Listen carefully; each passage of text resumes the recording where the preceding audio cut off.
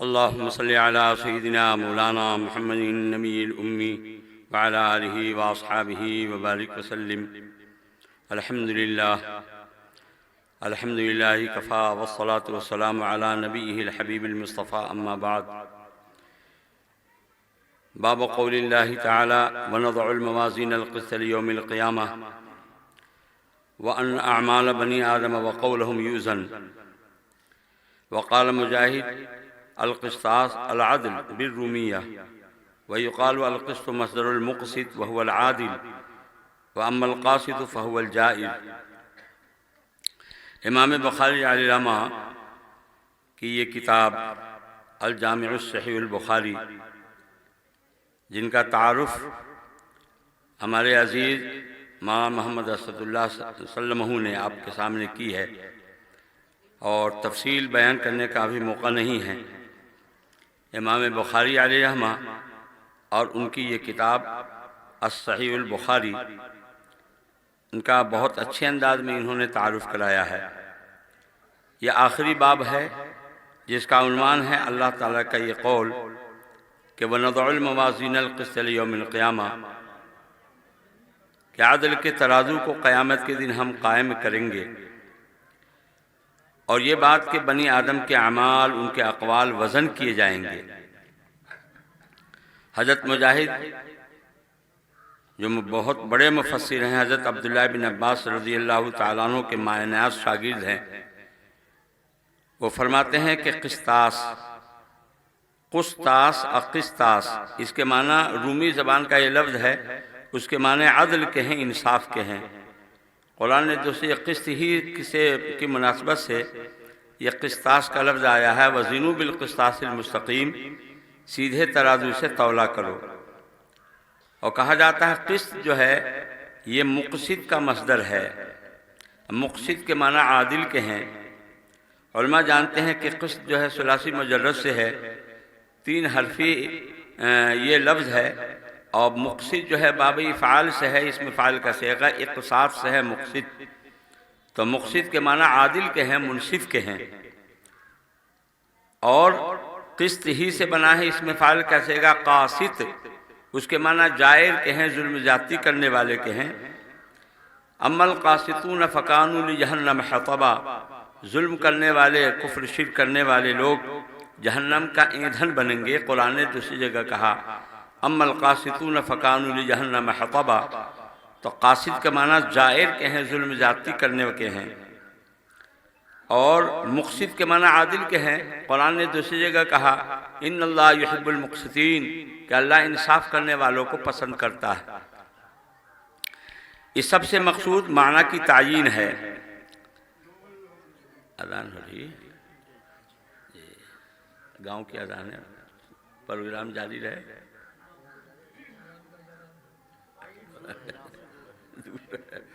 حضرت سلام اذان کا جواب دے لیں.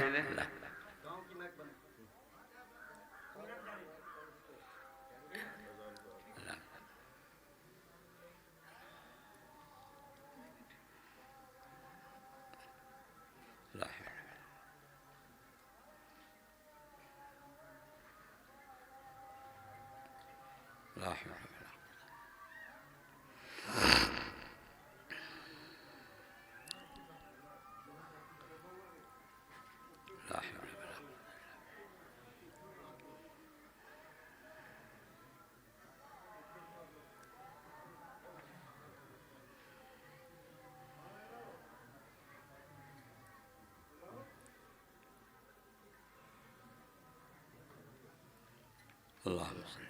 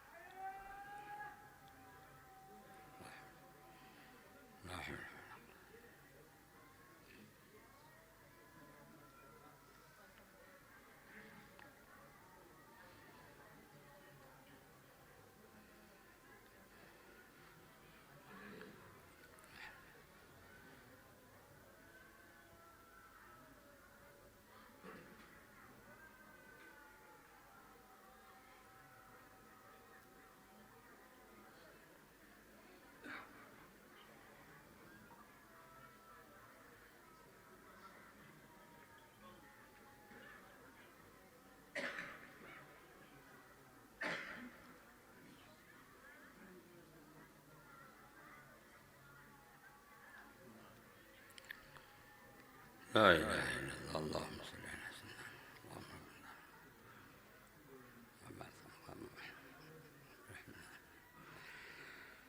جی امام بخاری رحمہ کی یہ عادت ہے، کوئی باب قائم کرتے ہیں تو جس مضمون کے اوپر باب قائم کرتے ہیں اس مضمون کی اس معنی پر مشتمل کوئی آیت ہوتی ہے تو آیت شریفہ لاتے ہیں اور پھر اس کی تائید میں احادیث لاتے ہیں۔ اس باب کا عنوان وہ قائم کرنا چاہتے ہیں کہ قیامت کے دن انصاف کا ترازو اللہ قائم کریں گے اور انسانوں کے اعمال کو اور اقوال کو وزن کیا جائے گا۔ اس سے جو ہے ایک عقیدہ تو یہ ثابت ہوتا ہے کہ ہم سب کو اس پر ایمان لانا ہے کہ واقعی میں اللہ پاک میزان عدل قائم کریں گے۔ اگر ہم اس کے قائل نہیں ہوں، یہ ہمارا عقیدہ نہ ہو تو گویا کہ دائرہ اسلام سے خارج ہو جائے گا آدمی۔ قرآن کے اندر ایک لفظ کا بھی اگر کوئی انکار کرتا ہے، کوئی کہے الحمدللہ رب العالمین، قرآن کی آیت نہیں، کافر ہو جائے گا۔ حضور پاک صلی اللہ علیہ وسلم کے بارے میں قرآن کہتا ہے خاتم النبیین، کہ حضور آخری نبی ہے، خاتم النبیین ہے۔ کوئی اگر صرف اس لفظ کا انکار کر، حالانکہ خاتم النبیین کا لفظ قرآن میں ایک ہی جگہ آیا ہے، لیکن اگر اس کا کوئی انکار کرتا ہے تو کافر۔ تو قرآن کی یہ آیت جس سے ثابت ہوتا ہے، اللہ فرماتا ہے کہ قیامت کے دن ہم میزان عدل قائم کریں گے، اس پر ایمان لانا، حساب کتاب پر ایمان لانا اور قیامت کے ہونے پر ایمان لانا اور اس کے اندر حساب کتاب ہونے پر ایمان لانا ہمارے لیے اور آپ کے لیے فرض ہے۔ یہ جمیع قرآن کی جتنی آیتیں ہیں ان سب پر ایمان لانا فرض ہے۔ جی تو ایک تو یہ ہو گیا کہ قیامت کے دن اللہ پاک میزان عدل قائم کریں گے۔ یہ علمی بحث الگ ہے، موازین میزان کی جمع ہے، جمع کا لفظ لایا گیا، اس کے اندر کیا نقطے ہیں یہ ہم لوگوں کے فہم سے الگ تھلگ بات ہے۔ اہل سنت والجماعت کا یہ عقیدہ ہے کہ یقیناً اللہ پاک قیامت کے دن میزان عدل قائم کریں گے اور حساب کتاب اللہ پاک لیں گے۔ اس سلسلے میں معتزلہ وغیرہ اس کا انکار کرتے ہیں کہ نہ، معتزلہ بھی ایک جماعت گزری ہے، اس زمانے میں نہ ہے، ہو سکتا ہے کوئی اس طرح کے لوگ ہوں کہ میزان عدل یہ اعمال جو ہے نہیں تولے جا سکتے ہیں۔ وہ یہ کہتے ہیں کہ اعمال ہیں، اقوال ہیں، زبان سے نکلی ہوئی بات ہے، اعضاء جوارح سے صادر ہوئے اعمال ہیں، ان کا تو جسم ہے نہیں، مجسم ہے نہیں، دھان چاول کی طرح کہ اس کو وزن کیا جائے۔ اس لیے وہ انکار کرتے ہیں کہ نہیں، ان کا وزن نہیں ہوگا۔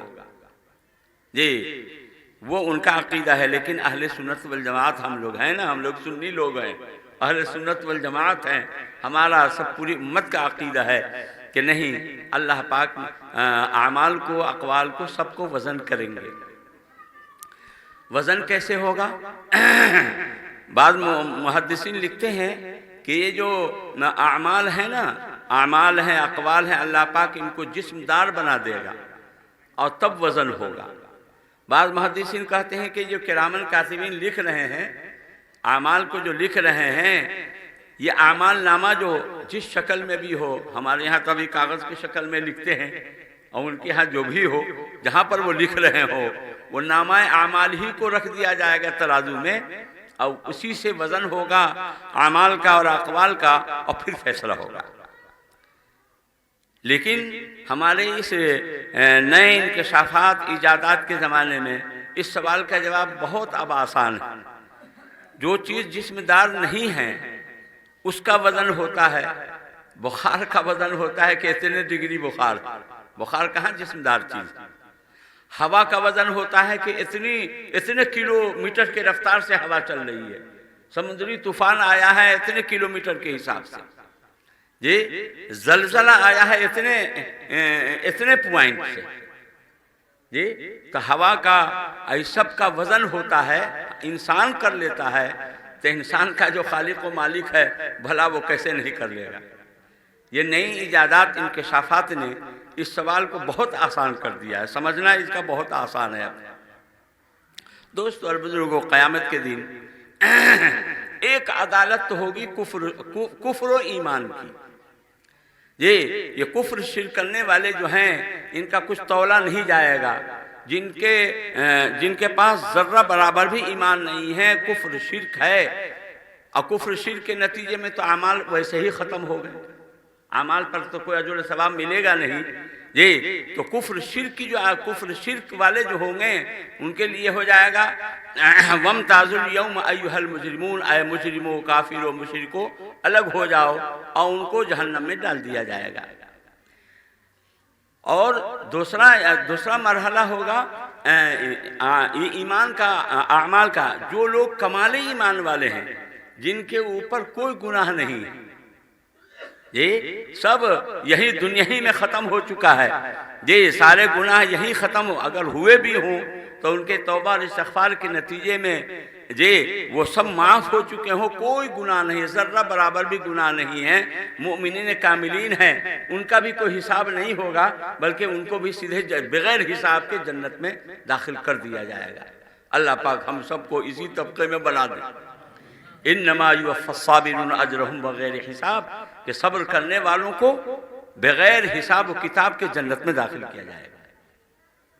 اور تیسرا طبقہ یہ ہوگا کہ ایمان کے ساتھ ساتھ اچھے اعمال بھی ہیں اور برے اعمال بھی ہیں، خلط ملط ہیں، مخلوط ہیں۔ اب حساب کتاب ہوگا اور اس اعتبار سے وزن کیا جائے گا، اور اس اعتبار سے اللہ کی طرف سے ان کے لیے فیصلہ ہوگا۔ فَأَمَّا مَنْ ثَقُلَتْ مَوَازِينُهُ فَهُوَ فِي عِيشَةٍ رَاضِيَةٍ، جن کے نامہ اعمال کا پلہ بھاری ہوگا وہ جنت کے اندر جائیں گے، اور جن کے نامہ اعمال کا پلہ ہلکا پڑ جائے گا وہ ان کا ٹھکانہ حاویہ ہوگا، اور وہ نار حامیہ ہے، دہکتی ہوئی آگ ہے، اس میں ڈال دیا جائے گا۔ اللہ ہماری آپ کی پوری اس سے حفاظت فرمائے۔ تو وزن اعمال کے متعلق یہ آیت آئی، اور یہ کہ بنی آدم کے اعمال، ان کے اقوال سب وزن کیے جائیں گے، اور قسط کی یہ تحقیق آئی۔ اسی کے متعلق یہ حدیث لا رہے ہیں امام بخاری علیہ رحمہ، فرماتے ہیں کہ ہم سے احمد ابن اشکاب نے بیان کیا، وہ کہتے ہیں کہ ہم سے محمد ابن فضیل نے حدیث بیان کیا، اور وہ حضرت عمارہ ابن القعقاع سے روایت کرتے ہیں، اور وہ حضرت ابو زرعہ سے روایت کرتے ہیں، اور یہ اپنے استاد حضرت امام ابو ہریرہ رضی اللہ تعالیٰ عنہ سے روایت کرتے ہیں، اور وہ آقا صلی اللہ علیہ وسلم سے روایت کرتے ہیں کہ آپ نے ارشاد فرمایا کہ 2 کلمے ایسے ہیں جو خدا رحمان کو بہت پسند ہیں، اور زبان پر بہت ہلکے پھلکے، اور میزان عدل میں کل قیامت کے دن تولے جانے میں ان کا بہت وزن آئے گا، بہت بھاری ہوں گے، اور وہ یہ 2 کلمے ہیں سبحان اللہ و بحمدہ سبحان اللہ العظیم۔ حبیبتان الی الرحمن، خدا رحمان کو بہت پسند ہے، اس سے لوگوں کو ابھارنا ہے، ان میں شوق دلانا ہے، بہت پسند ہیں، یہ کلمہ کو پڑھا کرو تاکہ تم بھی اللہ کے پسندیدہ بن جاؤ۔ اور زبان بہت ہلکے پھلکے ہیں، کوئی جوخم نہیں، کوئی مشقت نہیں، زبان کو ذرا سی حرکت دینے کی دیر ہے اور یہ کلمے ادا ہو جائیں گے، بہت ہلکے پھلکے ہیں۔ پڑھا ان پڑھ کوئی بھی اس کو پڑھ لے گا، بڑی آسانی سے پڑھ لے گا، زبان پر بہت ہلکے پھلکے ہیں۔ ایسا نہیں ہے کہ کل قیامت کے دن کا اجر و ثواب بھی ہلکے پھلکا ہو، نہیں، بہت بھاری، تولے جانے میں میزان عدل میں ان کا بہت وزن آئے گا، بہت وزن آئے گا۔ اور یہ 2 کلمے ہیں سبحان اللہ و بحمدہ سبحان اللہ العظیم۔ دوستو اور بزرگو، یہ حدیث جس کے اندر میزان کا لفظ آیا، گویا قرآن کی جو آیت ذکر کیا امام بخاری علیہ رحمہ نے، وَنَضَعُ الْمَوَازِينَ الْقِسْطَ، موازین میزان کی جمع ہے، اس کے مناسبت سے یہ حدیث آئی ہے۔ حدیث سے بھی ثابت ہوتا ہے کہ کل قیامت کے دن ان دونوں کلموں کا بہت وزن آئے گا، تولا جائے گا تب نہ وزن آئے گا، تولا جائے گا تب نہ وزن آئے گا۔ تو معلوم یہ ہوا اس حدیث سے بھی کہ تولا جائے گا، آیت بھی وہی بتلا رہی ہے کہ تولا جائے گا۔ دوستو اور بزرگو، امام بخاری رحمہ نے اپنی اس صحیح بخاری کو حدیث النیت سے شروع کیا، اور اس مضمون پر اس کتاب کو ختم کیا ہے کہ کل قیامت کے دن اعمال، اقوال یہ سب تولے جائیں گے، حساب کتاب ہوگا۔ اس سے یہ سبق دینا چاہتے ہیں کہ ہر آدمی کو اپنی نیت درست کرنی چاہیے۔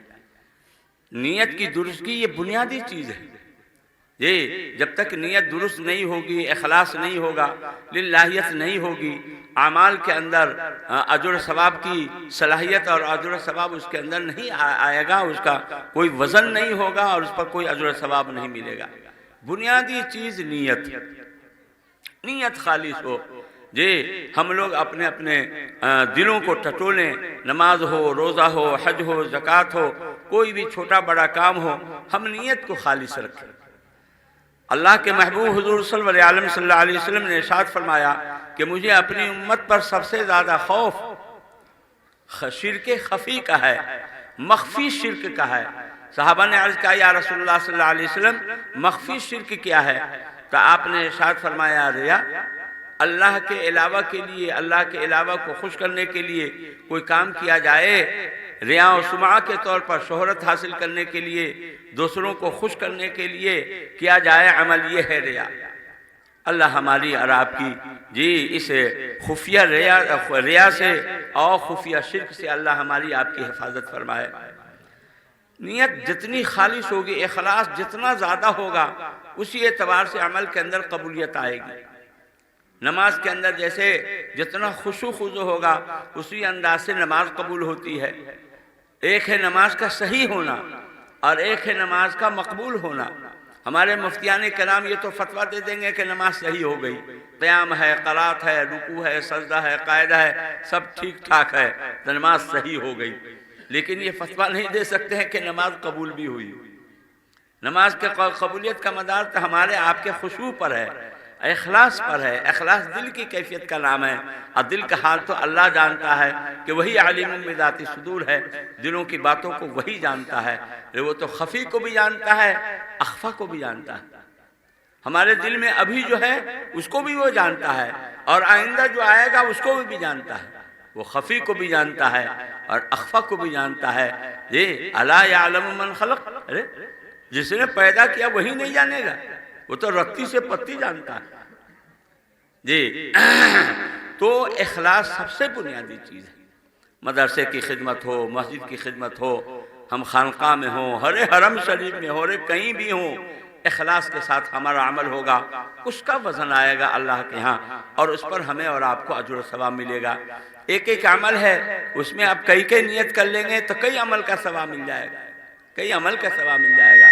میں کہا کرتا ہوں، اب جیسے ظہر کی نماز آپ پڑھنے آئے اور جماعت کھڑی ہو چکی ہے، وضو کیا، تحیۃ المسجد پڑھنا مستحب، تحیۃ الوضو پڑھنا مستحب۔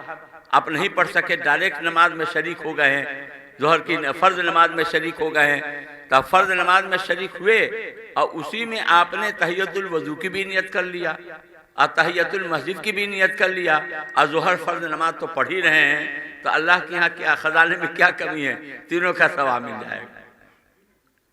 جی تو ایک عمل میں اگر کئی نیت ہو تو نیتوں کے اعتبار سے اعمال بھی متعدد ہوتے چلے جائیں گے، اور ہے کہ بڑے برتن میں چھوٹا برتن سما جاتا ہے۔ فرض نماز بڑا برتن ہے، کعب ہے، اب اس کے اندر چھوٹا جو کٹورا ہے وہ تو سما ہی جائے گا، تو تحیۃ المسجد ہے، تحیۃ الوضو ہے، سب اسی میں سما جائے گا۔ تو اس طرح آدمی کو ہوشیاری کرنی چاہیے، نیت ہم لوگ خالص کریں۔ اخلاص کا فقدان ہے ہمارے ہاں، جی کہیں نہ کہیں نفسانیت ہے، کہیں نہ کہیں غرض پرستی ہے، کہیں نہ کہیں مفاد پرستی ہے۔ یہ سب سے اٹھ کر کے آدمی کو اخلاص کے ساتھ کام کرنا چاہیے۔ یہ اپنے ذاتی اعمال ہوں جی یا ایسا جس کا عام لوگوں کو فائدہ ہو رہا ہے، کوئی بھی عمل ہو اس کے اندر نیت خالص رہے۔ تو حدیث النیت لا کر کے ہم لوگوں کو سبق دیا کہ نیت خالص کرو، اور یہ آخری باب میں وزن اعمال یعنی اعمال کے تولے جانے کا باب قائم کر کے ہم لوگوں کو سبق سکھایا کہ دیکھو پوری زندگی میں جو کچھ کر رہے ہو نیت خالص رہے گی، تب قیامت کے دن وزن آئے گا اس کا، اور اس پر اجر و ثواب ملے گا، اور جنت کے وہاں فیصلے ہوں گے۔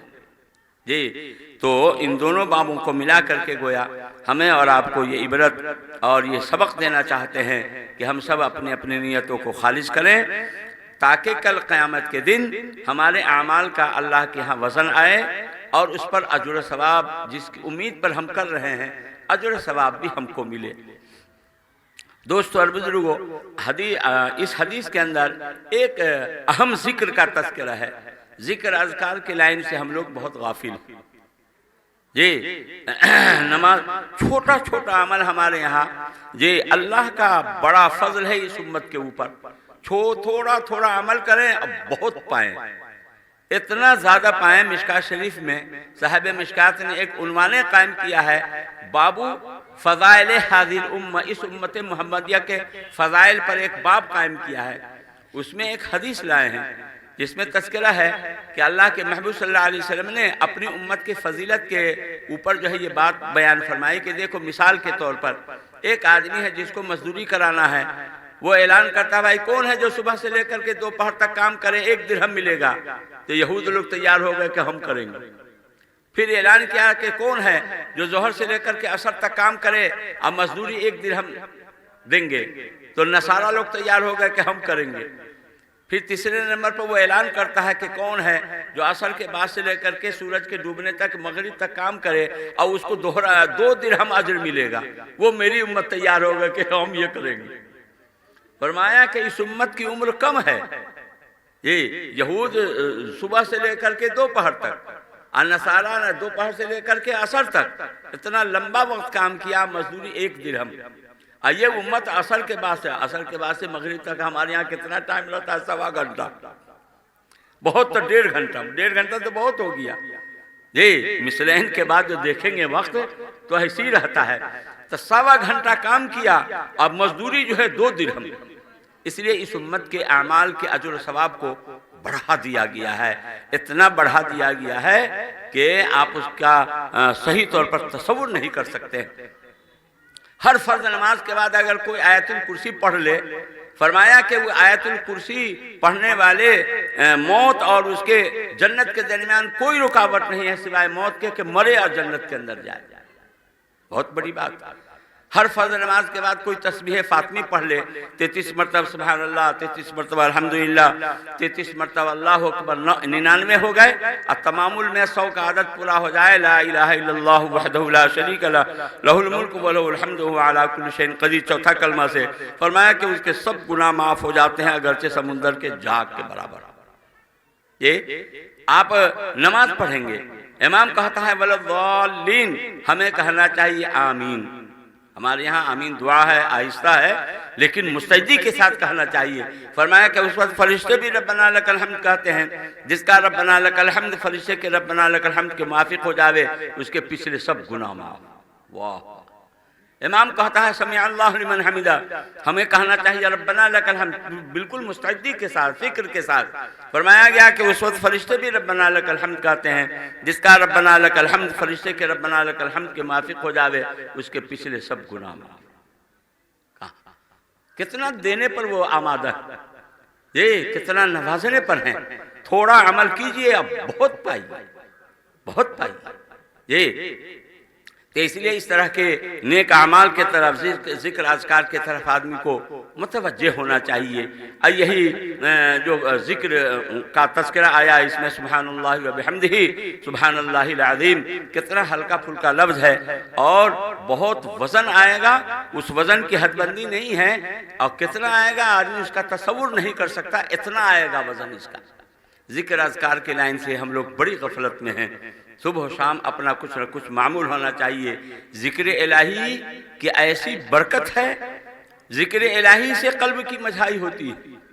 یہ قلب کی جو مجھائی ہوگی، ذکر الہی سے مجھائی صفائی ہوگی۔ اللہ کے محبوب صلی اللہ علیہ وسلم نے ارشاد فرمایا کپڑے گندے ہو جاتے ہیں، لوہے پر زنگ لگ جاتا ہے، اس کے صفائی کے لیے ہے سامان یہ، اور دل کی جو دل بھی گندا ہوتا ہے۔ فرمایا، پوچھا گیا ما جلاؤہا، دل کے صفائی کے لیے کیا چیز ہے؟ تو آپ نے فرمایا قرآن کی تلاوت، ذکر الہی، موت کو کثرت سے یاد کرنا، یہ دل کی مجھائی صفائی کرتا ہے۔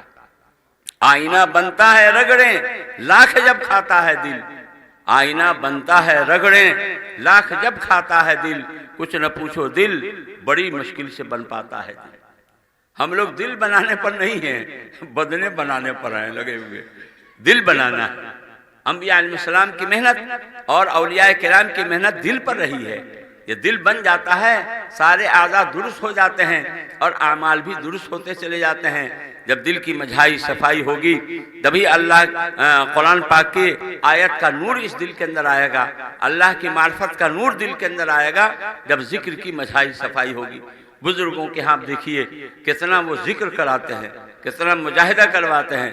لا الہ الا اللہ، لا الہ الا اللہ، الا اللہ الا اللہ، اللہ اللہ، اللہ اللہ، اللہ اللہ، اتنا رٹواتے ہیں. ہمارے استاد لوگ جو ہیں وہ بچوں کو رٹواتے ہیں الحمدللہ رب العالمین، الحمدللہ رب العالمین، تاکہ یاد ہو جاوے. ہم بھی اللہ کا اتنا نام رٹیں اور اتنا نام لیں کہ اللہ یاد ہو جاوے. اللہ کو یاد کرتے ضرور ہیں، اللہ کو یاد رکھتے نہیں. یاد کرنا اور ہے، یاد رکھنا اور ہے. ہم اللہ کو یاد تو کرتے ہیں لیکن اللہ کو یاد رکھتے نہیں ہیں. اللہ کو یاد کر لیا لیکن شادی میں بھول گئے اور دوسرے مواقع پر ہم اللہ کے حکم کو بھلا دیا، اللہ کو بھلا دیا. تو اللہ کو ہم اتنا یاد کریں کہ اللہ یاد ہو جاوے، اللہ کا دھیان پیدا ہو جاوے، دل و دماغ میں اللہ کا خوف، اللہ کا دھیان، اللہ کے ذات کا استحضار ہو. یہ ذکر کا مقصد ہوتا ہے. اور ذکر بڑی عبادت ہے اور سب سے آسان عبادت ہے. اس لیے کہتے ہیں کہ ہر آدمی کو صبح و شام کچھ نہ کچھ اپنا معمول بنانا چاہیے ذکر الہی کا، تاکہ درود شریف ہے، استغفار ہے، لا حول ولا قوت الا باللہ ہے، تیسرا کلمہ ہے. یہ ابھی جو یہ ذکر ہے اس میں سبحان اللہ و بحمدہ سبحان اللہ العظیم، اس طرح کے اذکار کا کچھ نہ کچھ معمول ہونا چاہیے. یہ جو آیا نا سبحان اللہ و بحمدہ، اس میں دو لفظ ہے، ایک ہے سبحان اور ایک ہے حمد. سبحان اللہ کا مطلب ہے کہ تمام عیوب، تسبیح کے اللہ کی پاکی، تمام عیوب سے، تمام نقائص سے، تمام خرابیوں سے وہ پاک صاف ہے. وہ یہ تنزیہ کا یہ کلمہ ہو گیا کہ ہم اللہ کی پاکی بیان کرتے ہیں. اللہ تو پاک ہے، ہم پاکی اس لیے بیان کرتے ہیں کہ ہماری زبان بھی پاک ہو جاوے، ہمارا دل بھی پاک ہو جاوے. اس کے نام پاک کا اثر ہمارے زبان پر اور اس کے نام پاک کا اثر ہمارے دلوں پر بھی آ جائے کہ اس دل کی بھی پاکی صفائی رہے اور زبان کی بھی ہماری پاکی اور صفائی رہے. اور بحمدہ کا مطلب ہے کہ اللہ، حمد کے معنی ثنا کہیں، تعریف کہیں. تعریف جو ہوتی ہے اچھے اوصاف کے ذریعے سے ہوتی ہے، صفات کمالیہ اور اوصاف جمیلہ کے ذریعے سے تعریف ہوتی ہے. تو بحمدہ کا مطلب یہ ہوگا کہ تمام خوبیوں کو مالک، تمام کمالات اور تمام خوبیاں اسی کے لیے ہے. اس کائنات میں کسی کی بھی تعریف ہوگی تو دراصل اللہ ہی کی ہوگی. کتنا اچھا آسمان ہے، بنانے والا کتنا اچھا ہے، کتنی اچھی زمین ہے، یعنی بنانے والا کتنا ہے اچھا ہے. یہ انسان کتنا اچھا ہے، یہ انسان کا خالق اچھا ہے. جس چیز کی بھی تعریف کیجئے گا سب اسی کی مخلوق ہے. چاند سورج سب کے خالق وہی ہیں. جب سب کسی کی بھی تعریف کیجئے گا مخلوق کی تو تعریف ہوگی خالق کی، یہ اسی کی تعریف ہوگی. تو بحمدہ کا مطلب یہ ہے کہ وہ تمام صفات کمالیہ کا مالک ہے اور وہی مخزن ہے. وہ کسی کے اندر جو حسن و جمال ہے اسی کا دیا ہوا ہے. کوئی جو بہادر ہے اسی کی دی ہوئی صفت ہے، اور سخی ہے تو اسی کی دی ہوئی سخاوت ہے. ساری چیز خوبیوں کا مالک وہی ہے. تو سبحان اللہ کا مطلب ہوا کہ تمام عیوب و نقائص سے وہ پاک ہے. اب بحمدہ کا مطلب ہے کہ تمام خوبیوں کا وہ مالک ہے. سبحان اللہ و بحمدہ سبحان اللہ العظیم. یہ چند باتیں آئیں. اللہ پاک ہم سب کو کہنے سننے سے زیادہ عمل کی توفیق نصیب فرمائے. ہم سب کو اخلاص کی دولت سے مالا مال فرمائے. ہم سب کو مخلصین بندوں میں شامل فرمائیں اور آخرت کا دھیان، آخرت کی فکر رکھ کر کے ہم سب کو زندگی گزارنے والا بنائے. ہماری یہ بچیاں جو فارغ ہوئی ہیں اللہ ان سب کو علم و عمل کی دولت سے نوازے. یہ بچیاں فارغ ہو گئی ہیں لیکن اب ان کی ذمہ داری ہو گئی یا اپنے ماں باپ کے گھر ہوں یا کل جو شادی ہونے کے بعد دوسرے گھر میں جائیں وہاں بھی اس علم و عمل کی روشنی کو لیتے جائیں اور علم و عمل کا چراغ وہاں جلائیں. بات صحیح ہے.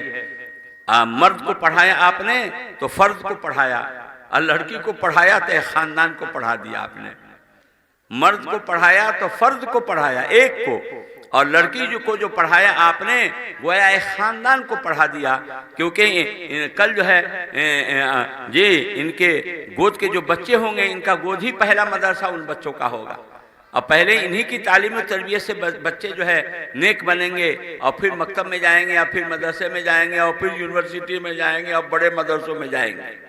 یہ تو بات صحیح ہے، یہ بہت بڑی امانت کا بوجھ ان پر اب لد رہا ہے کہ اب جو اگلی زندگی ہے ان کی، یہ سیاست کی انہوں نے کتابیں پڑھی، تفسیر کی کتابیں پڑھی، اخلاقیات پر انہوں نے کتابیں پڑھی ہیں، یہ سب کا مجموعہ یہ بن گئی ہیں۔ اب ان کی ذمہ داری آتی ہے کہ جہاں جائیں علم کی روشنی لے کر کے جائیں، اور اپنے گھروں میں بھی، اور اپنے جب کل وہ دن آئے کہ یہ اپنے سسرال جائیں تو اس گھر کو بھی علم و عمل کی روشنی دیں، علم و عمل کی روشنی سے منور کرنے کی فکر کریں۔ اللہ ان بچیوں کو خوش رکھے جی، صحت و سلامتی کے ساتھ علم کی خدمت کے لیے ان کو قبول فرمائے۔ اپنا یہ مدرسہ اور اس طرح کے جو بھی مدارس ہیں، ان سب سے ہم سب کو محبت رکھنی چاہیے۔ بہت اونچا کام ہو رہا ہے، اچھا کام ہو رہا ہے، فتنہ کا زمانہ ہے۔ اسکول یونیورسٹی وغیرہ میں یہ لڑکیاں جو جا رہی ہیں، آ رہی ہیں، ان کا کیا حال ہے سب کے سامنے۔ اس لیے ہمارے بڑے یہ کہہ رہے ہیں کہ ٹھیک ہے، بچیوں کا آپ اعلیٰ تعلیم دینا چاہتے ہیں، پہلے ان کو دینیات کی تعلیم دے کر کے مسلمان تو بنا لیں، اور لڑکیوں کے لیے خاص طور پر لڑکوں سے زیادہ لڑکیوں پر دھیان رکھنا پڑے گا۔ ان کے عزت کا مسئلہ ہے، ان کے عفت کا مسئلہ ہے، اور ان کے ساتھ اور بھی بہت سارے مسائل ہیں جی، لڑکیوں کی زیادہ فکر ہو۔ اب ایسی جگہ ہم بھیجیں جہاں ان کی عزت رہے اور ان کا مستقبل خراب ہو جاوے، اور ایمان اسلام سے ہاتھ دھو کر کے غیروں کے ساتھ چلی جائیں، یہ بہت ہی گھناؤنا کام ہے، اور ان مسلمانوں کا سر تو شرم کے مارے نیچا ہو رہا ہے۔ بہت سی ساری جگہوں پر کنوینٹ میں ہم بھیجیں، ٹیوشن کلاس میں ہم بھیجیں، غیروں کے پاس بھیجیں، غیروں کے پاس، لفظ کو سمجھ رہے ہیں آپ، غیروں کے پاس بھیجیں جی، یہ ہمارے لیے اور آپ کے لیے درست نہیں ہے، اور ہماری غیرت کے خلاف۔ اس لیے ہمارے بڑے یہ کہہ رہے ہیں کہ مسلم اسکول کھولے لو جی، اسلامیات کے ساتھ عصری تعلیم دیں، تاکہ یہاں ایمان بھی محفوظ، عزت اور عفت بھی محفوظ، اور اس طریقے سے جو ہے یہ ترقی کرتی ہیں، اس کی تو اجازت ہوگی۔ لیکن ہم غیروں کے پاس بھیج دیں۔ دیکھیں سیتامڑھی میں کئی بلوکوں میں اس طرح کے حالات پیش آئے جی، باجپٹی 2 لڑکیاں ہیں جو ڈوم دسات کے ساتھ چلی گئی جی، اور بلہ رسول پور کے علاقے میں بھی ایسی ہوا، اور بھی کئی جگہ ایسا ہو رہا ہے۔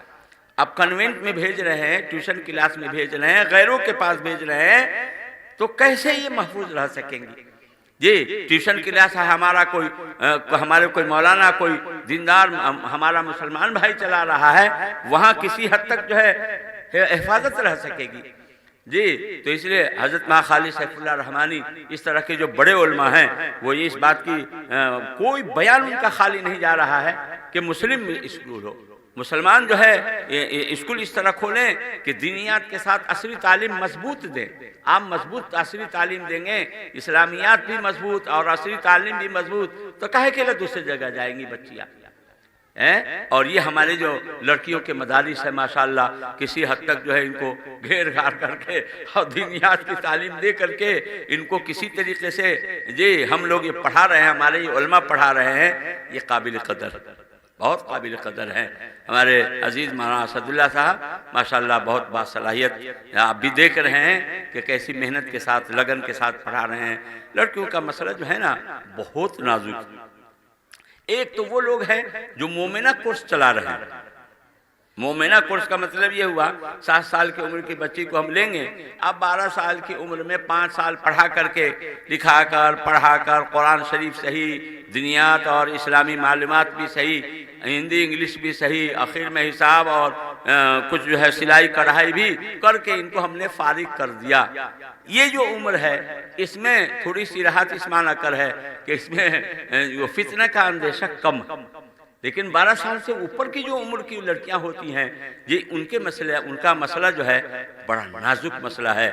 اس طرح کا انتظام ہونا چاہیے، پڑھانے والی معلمات ویسے ہونی چاہیے، پردے کا انتظام ہونا چاہیے، کوئی باہر کے لوگوں کی دخل اندازی نہ ہو، اور اس طریقے سے جو ہے بڑے یعنی ہے تو بڑا کام لیکن نازک کام، سیانی بچیوں کو پڑھانا مردوں کے لیے اور ایسے ہی بے پردگی کے ساتھ جی نہ، یہ جائز نہیں ہے، پورا انتظام ہونا چاہیے۔ اور اگر مومنہ کورس پڑھاتے ہیں 12 سال تک کے اندر کی بچیوں کو پڑھاتے ہیں، وہ کسی نہ کسی حد تک فتنے سے حفاظت رہے گی، اور اس سے اوپر جو عمر بڑھے گی تو اب ذمہ داری زیادہ آ جائے گی۔ یہ ہر آدمی اپنے بساط کو دیکھتا ہے، اپنے نظام کو دیکھتا ہے، ہم ایسا کر سکتے ہیں، ایسا کر سکتے ہیں۔ یہ لوگ ہمت والے ہیں جو سیانی لڑکیوں کو پڑھا کر کے حفاظت کے ساتھ بڑی اچھی باتیں پڑھا لیتے ہیں، لیکن جہاں ایسا نہ ہو تو ہم لوگ 10 جگہ بول رہے ہیں کہ نہ مومنہ کورس پڑھائیے، لیکن جہاں ہمت والے ہیں اور حفاظتی انتظامات ہیں ان کے لیے تو اچھی بات ہے، بہت اونچی تعلیم ہو رہی ہے۔ لڑکیاں بھی بات بہت ذہین ہوتی ہیں، قرآن حدیث کو بہت زیادہ مردوں سے بھی زیادہ سمجھنے والی ہوتی ہیں۔ جی حضرت عائشہ رضی اللہ عنہ کو دیکھیے، عمر کم لیکن اتنا زبردست علم ہے کہ بڑے بڑے صحابہ آ کر کے مسئلہ پوچھتے تھے جی، اور اس طریقے سے اور بھی صحابیات ہیں۔ تو جوہر جو ہے اللہ پاک نے مردوں میں بھی رکھا ہے اور عورتوں میں بھی رکھا ہے، اور اس طریقے سے ماشاءاللہ یہ جو کام ہو رہا ہے اللہ اس مدرسے کی حفاظت فرمائے، ہر قسم کے شر فتن سے حفاظت فرمائے، ہر نوع کی ترقیات سے نوازے۔ جی وما علینا الا البلاغ، دعا ہو جائے اور کوئی کام؟ اللہم صلی علی سیدنا مولانا محمد النبی الامی وعلی آلہ واصحابہ وبارک وسلم۔ اللہ لا الہ الا هو الحی القیوم، الف لام میم، اللہ لا الہ الا هو الحی القیوم، وعنت الوجوہ للحی القیوم، یا احد الصمد الذی لم یلد ولم یولد ولم یکن له کفوا احد۔ یا ربنا یا خالق انفسنا یا غایت رغبتنا، ظلمنا انفسنا وان لم تغفر لنا وترحمنا لنکونن من الخاسرین۔ اللہم انا نسألک علما نافعا وعملا متقبلا ورزقا طیبا واسعا وشفاء من کل داء۔ اللہم انا نسألک من خیر ما سألک منہ نبیک سیدنا محمد صلی اللہ علیہ وسلم، ونعوذ بک من شر ما استعاذ منہ نبیک سیدنا محمد صلی اللہ علیہ وسلم، وانت المستعان وعلیک البلاغ ولا حول ولا قوة الا باللہ۔ اے اللہ ہم سب کے گناہوں کو معاف فرما، چھوٹے بڑے سارے گناہوں سے درگزر فرما۔ اے اللہ ہم سب کے والدین کی مغفرت فرما، ہمارے اساتذہ مشائخ کی مغفرت فرما، ہمارے تلامذہ دوست احباب خویش و اقربا کی مغفرت فرما، تمام مؤمنین تمام مؤمنات پوری امت کی مغفرت فرما۔ اے اللہ امت کے حال پر رحم و کرم فرما، پورے عالم کے تمام مسلمانوں کے جان مال دین عزت آبرو کی حفاظت فرما۔ اے اللہ ہم سب کے یہاں مل بیٹھنے کو قبول فرما۔ اے اللہ جو ختم بخاری شریف کا جشن ہوا اے اللہ اس کو بے حد قبول فرما۔ اے اللہ جو بچیاں فاضلہ بنی ہیں اے اللہ ان کے علم و عمل کی دولت سے امت کو اے اللہ مالا مال فرما۔ اے اللہ ان کے علم سے خود ان کو بھی اور ان کے خاندان کو بھی اور امت کو اے اللہ بے حد نفع پہنچا۔ اے اللہ اس مدرسے کی حفاظت فرما، ہر قسم کے شر فتن سے حفاظت فرما، دشمنوں کی دشمنی سے، حاسدوں کے حسد سے، بد نظروں کی بد نظری سے اے اللہ حفاظت فرما۔ اے اللہ سہولت اور عافیت کا معاملہ فرما۔ اے اللہ سہولت اور عافیت کا معاملہ فرما۔ پڑھنے والی بچیاں، پڑھانے والے اساتذہ اور معلمات، اے اللہ تعاون دینے والے لوگ، اے اللہ محبت کی نظر سے دیکھنے والے، اے اللہ سب کو قبول فرما۔ اے اللہ سب کو اپنے شایان شان اجر عظیم نصیب فرما۔ اے اللہ یہ ساری محنتیں اے اللہ آپ کے بندے اور بندیوں کو اے اللہ نفع پہنچانے کے لیے، علم و عمل کی دولت سے مالا مال کرنے کے لیے ہے۔ اے اللہ اس کو بے انتہا قبول فرما۔ اے اللہ اس کی جو ضروریات ہیں غیب سے ان کا انتظام فرما۔ اے اللہ جو مشکلات ہیں اے اللہ ان کو حل فرما۔ اے اللہ غیب سے ان کا انتظام فرما۔ اے اللہ فضل کا، کرم کا، رحم کا معاملہ فرما۔ اے اللہ جو جہاں بھی مدرسے چل رہے ہیں، مکاتب ہیں، مدارس ہیں، مساجد ہیں، مقابر ہیں، اے اللہ شاعر اسلام اور خانقاہیں ہیں، اے اللہ سب کی حفاظت فرما۔ حرمین شریفین کی بیت المقدس کی حفاظت فرما۔ اے اللہ قرآن پاک کی حفاظت فرما۔ اس کی حفاظت اور اشاعت کے لیے ہماری جانوں کو، مالوں کو، نسلوں کو قبول فرما۔ اے اللہ ہم سب کے اندر اخلاص پیدا فرما، اے اللہ ہم سب کو اپنے مخلصین بندوں میں شامل فرما، اے اللہ عارفین ذاکرین شاکرین صابرین بندوں میں شامل فرما۔ اے اللہ جن بھائیوں نے دعا کے لیے لکھا ہے یا کہا ہے یا ان کا میرے اوپر حق ہے یا دعا کی امید رکھتے ہیں، اللہ ان سب کو اپنے اپنے جائز مقاصد میں کامیابی نصیب فرما۔ جہاں کہیں مسلمان مظلوم ہیں، نہتھے ہیں، ستائے جا رہے ہیں، اے اللہ ان کی بھرپور مدد فرما، اے اللہ ان کی بھرپور مدد فرما۔ اے اللہ ہم میں جو پریشان حال ہیں ان کی پریشانیوں کو دور فرما، جو بیمار ہیں انہیں شفا نصیب فرما۔ اے اللہ ہم میں سے جو صحت مند ہیں، اے اللہ ان کی صحت کو تادیر باقی رکھ۔ اے اللہ جو برسر روزگار ہیں ان کی روزی میں برکت نصیب فرما۔ اے اللہ جو بے روزگار ہیں ان کو حلال روزی سے نواز دے۔ اے اللہ جو مقروض ہیں ان کے قرض کے ادائے شکل پیدا فرما۔ اے اللہ اپنی محبت نصیب فرما، اپنے حبیب صلی اللہ علیہ وسلم کی سچی محبت نصیب فرما۔ اے اللہ شریعت سنت والی زندگی نصیب فرما۔ اے اللہ خیر کے لائن سے جو دعائیں حضور پاک صلی اللہ علیہ وسلم نے مانگی ہیں ہم سب کو نصیب فرما۔ جن شر و فتن سے حضور پاک صلی اللہ علیہ وسلم نے پناہ چاہی ہے، اے اللہ ہم بھی پناہ چاہتے ہیں، ہمیں بھی پوری امت کو پناہ نصیب فرما۔